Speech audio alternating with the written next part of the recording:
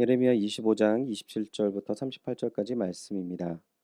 너는 그들에게 이르기를 만군의 여호와 이스라엘의 하나님의 말씀에 너희는 내가 너희 가운데 보내는 칼 앞에서 마시며 취하여 토하고 엎드려져 다시는 일어나지 말아라 하셨느니라. 그들이 만일 내 손에서 잔을 받아 마시기를 거절하거든 너는 그들에게 이르기를 만군의 여호와께서 말씀하시기를 너희가 반드시 마셔야 하리라. 보라, 내가 내 이름으로 일컬음을 받은 성에서부터 재앙 내리기를 시작하였은즉 너희가 어찌 능히 형벌을 면할 수 있느냐? 면하지 못하리니 이는 내가 칼을 불러 세상의 모든 주민을 칠 것임이라 하셨다 하라. 만군의 여호와의 말씀이니라. 그러므로 너는 그들에게 이 모든 말로 예언하여 이르기를 여호와께서 높은 데서 포효하시고 그의 거룩한 처소에서 소리를 내시며 그의 초장을 향하여 크게 부르시고 세상 모든 주민에 대하여 포도 밟은 자 같이 흥겹게 노래하시리라.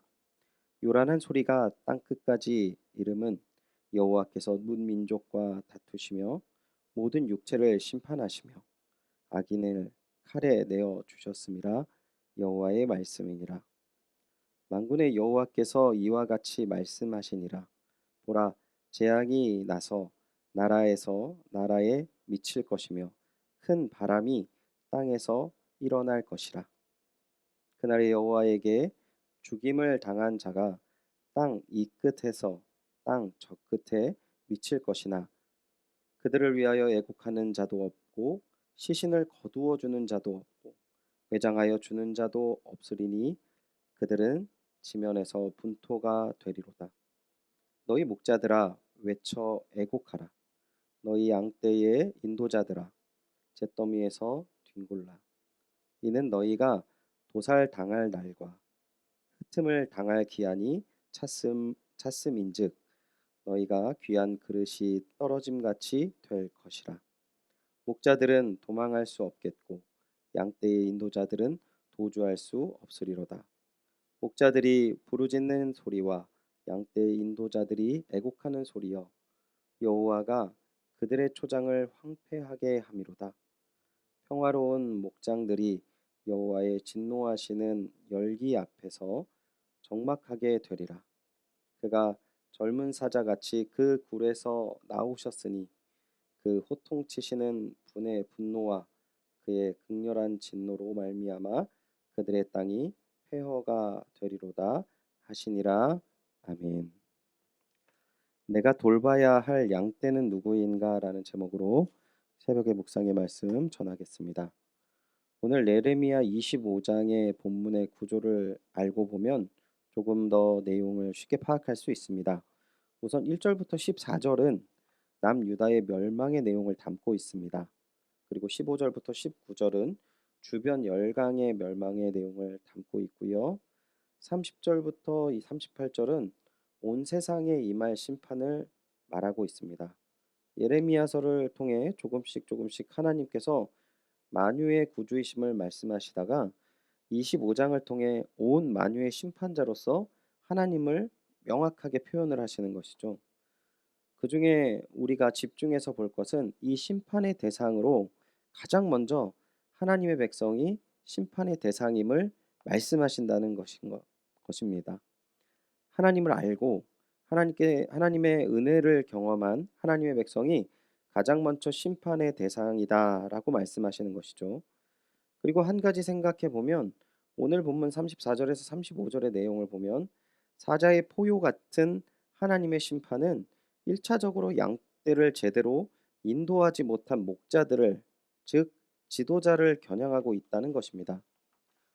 왜 이들이 구체적으로 심판의 대상이 되는 것입니까?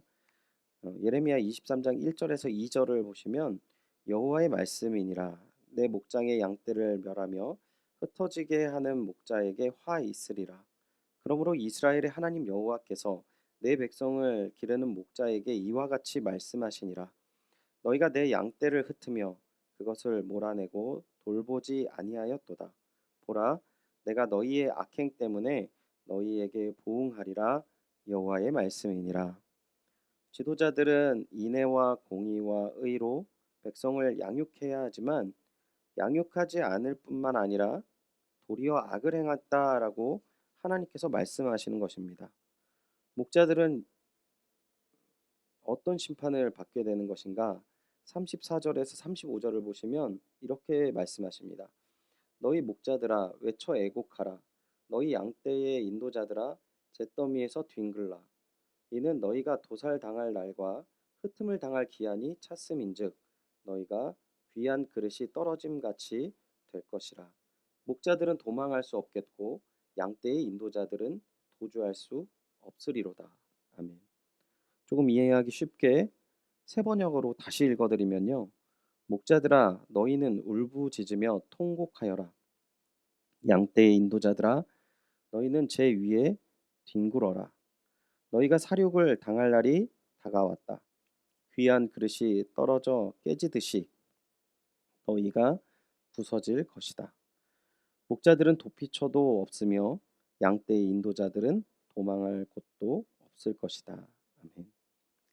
양을 돌볼 의무를 저버린 목자들은 양처럼 도살장에서 죽임을 당할 것이고 살아남은 자는 흩어지게 될 것이다 라고 말씀하시는 것이죠.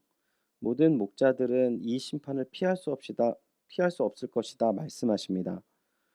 우리가 오늘 이 목자의 심판에 대해서 어떻게 생각해야 하며 적용해야 할까 생각을 해보면은요.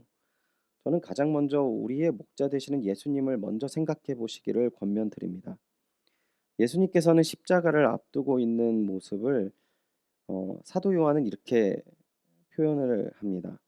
유월절 전에 예수께서 자기가 세상을 떠나 아버지께로 돌아가실 때가 이른 줄 아시고 세상에 있는 자기 사람들을 사랑하시되 끝까지 사랑하시니라. 아멘. 우리는 사람을 의지하고 또 나를 이끄는 사람을 의지할 수밖에 없습니다. 이것은 너무나 당연한 이치고 잘못된 것도 아닙니다. 중요한 것은 그러한 모든 관계의 유익에 있지 않다라는 것이죠. 오늘 오히려 오늘 말씀을 통해 생각해 보면 그렇지 못한 관계가 대부분이라고 말씀하시는 것입니다. 때문에 우리는 가장 먼저 예수 그리스도가 우리의 목자 되심을 인정할 뿐만 아니라 감사하며 신실하게 주님을 따라야 할 것입니다. 또한 우리가 세상에 무너지고 썩어진 지도자의 모습을 보며 한탄하고 판단하는 데 힘을 쏟을 것이 아니라 오히려 예수 그리스도를 본받아 진정한 목자의 모습을 보여주어서 예수 그리스도가 우리의 진정한 목자 되심을 증거해야 되는 위치에 있다라는 것이죠. 특별히 오늘 우리 주변에 있는 교회 지도자들을 위해서 기도해 주시기를 바랍니다. 주님의 은혜 가운데 더욱더 힘있게 주의 사명을 감당하고 또 진정한 주님께서 세우신 지도자로 잘 설 수 있도록 기도하며 동역해야 할 것입니다. 오늘 말씀을 의지하셔서 예수 그리스도 안에 가득한 소망을 품고 또 그 소망을 나누어 주시며 동역자를 세우시는 귀한 한 날 되시기를 주님의 이름으로 축원드립니다. 기도하겠습니다. 하나님, 오늘 말씀을 통해서 우리의 오늘 모습을 돌아보게 하시니 감사드립니다. 저희가 때로는 지도자들의 온전치 못함을 비난하고 절망하고 또 사람을 더욱더 믿지 못하는 연약함이 생긴 것은 아닙니까? 오직 우리의 인도자 되시고 지도자 되시는 예수 그리스도를 더 깊게 바라보며 더 의지하는 주님의 동역자 되게 하여 주시옵소서. 주님을 의지하는 가운데 더욱더 주님을 닮는 자 되어서 우리가 세상 가운데 온전한 지도자의 모습이 무엇인지를 작게나마 증거할 수 있도록 은혜를 베풀어 주시옵소서. 그러한 삶 가운데 우리가 예수 그리스도를 증거하게 하시고 또한 우리 주변에 지도자로 세워지는 수많은 동역자들을 손을 붙잡고 더욱더 기도하며 세워드리는 또한 귀한 사명 또한 잘 감당하게 하여 주시옵소서. 오늘 이 말씀을 의지하여 더욱더 주님의 뜻을 이루고 예수 그리스도를 닮아가며 주변의 사람을 세우는 귀한 주님께서 허락하신 사명을 감당하는 그 한 날 되게 하여 주시옵소서. 허락하시며 이루실 그 귀한 은혜와 사랑에 감사드리며 예수님의 이름으로 기도드립니다. 아멘. 말씀을 기억하시며 함께 기도하겠습니다. 예수 그리스도 안에 소망을 품고 그 소망을 나누어 주며 동역자를 세우고 격려하는 주님의 동역자 되게 하여 주시옵소서. 기도하시기 바랍니다. 나라와 민족 교회를 위해서 기도하실 때 코로나19의 조속적인 종식을 위해서 기도해 주시고, 특별히 이 어려운 가운데 접종하시며 또한 모든 이 안전을 위해 노력하시는 우리 모든 분들을 위해 기도해 주시고, 특별히 우리 어르신들과 우리 교인분들이 잘 백신을 접종하고 건강하게 잘 또한 이 어려운 시기를 잘 보내실 수 있도록 교회와 교인들을 위해서 기도해 주시기 바랍니다. 교회 모든 사역이 점차 잘 회복되어서 모든 교회 교인들이 안전하게 주님의 은혜를 누리며 나아갈 수 있도록 기도해 주시기 바랍니다. 담임 목사님의 영과 육의 강건을 위해서 기도해 주시고 성령 충만하셔서 힘있게 교회를 이끄실 수 있도록 힘과 능력을 더하여 주시옵소서. 기도하여 주시기 바랍니다.